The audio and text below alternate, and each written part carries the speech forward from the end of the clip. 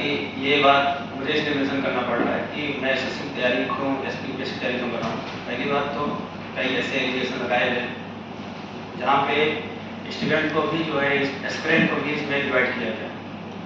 आज हर political party हर तरह से कैटेगराइज कर रही है चीज़ों को, वो आप लोग अच्छे तरीके से जान रहे हैं कि अपना वोट बैंक सेट करने के लिए वो हर तरीके से प्रोपेगेंडा चला रहे हैं।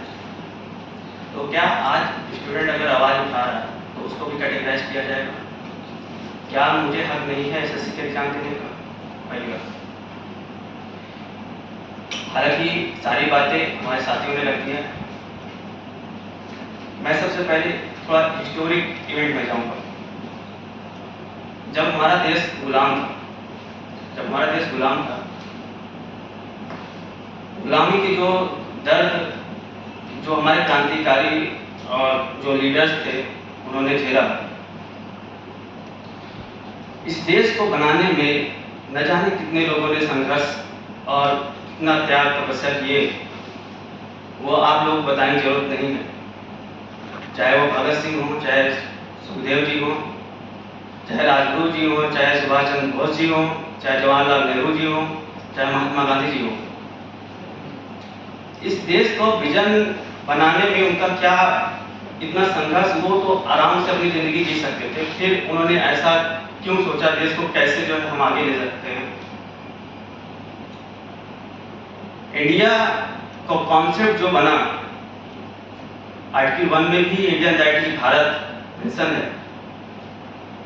भारत इतना डाइवर्स कंट्री है हर तरीके से, उसको इंटीग्रेट कैसे किया गया, प्रिंसली स्टेट थी उनको कैसे इंटीग्रेट किया गया, वो आप सभी लोग जानते हैं।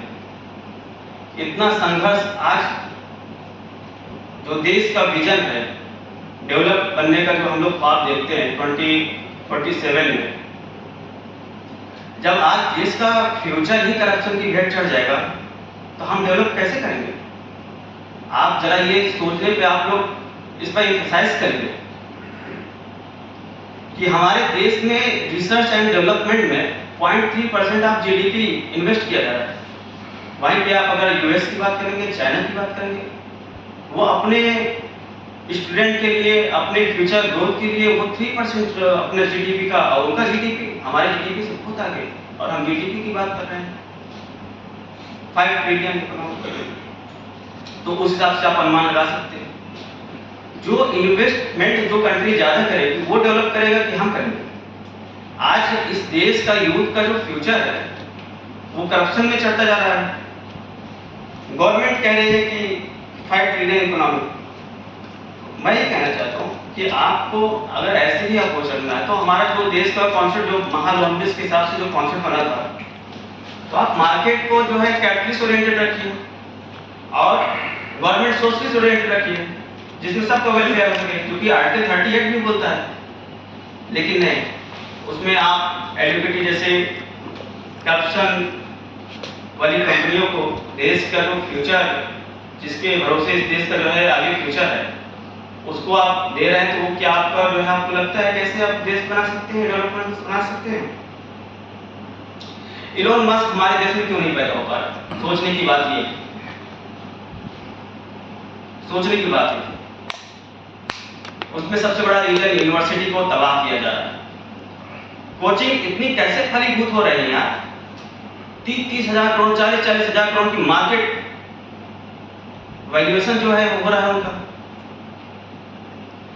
जो यहाँ पे यूनिवर्सिटी में जो लोग पीएचडी कर रहे हैं, उनको उनकी जो है रेसिडेंस में जो पैसा आ रहा है रेंट में, वो भी जो है उसको खत्म किया जा रहा है। उनका जो है स्कॉलरशिप छीनी जा रही है। रही बात कि हमारा देश कैसे आगे बढ़ सकता है, सारे कॉन्सिक्वेंस को आगे बढ़ाते हुए इस बात में रखूंगा कि ऐसा नहीं है, हमारे देश के लीडर बहुत अच्छे से जानते हैं कि कैसे ग्रोथ कर सकते हैं, लेकिन क्या उनका इंटेंशन है? सोचने की बात है। नहीं तो आप देखिए यूएस का जो करिकुलम अप्रोच है एजुकेशन का, वो एकेडमिक टू इंडस्ट्री अप्रोच है। मतलब उनका अप्रोच जो है, जो एकेडमिक सिखाया जाएगा वो इंडस्ट्री से जो है प्रैक्टिकल जो है किया जाएगा उसी समय।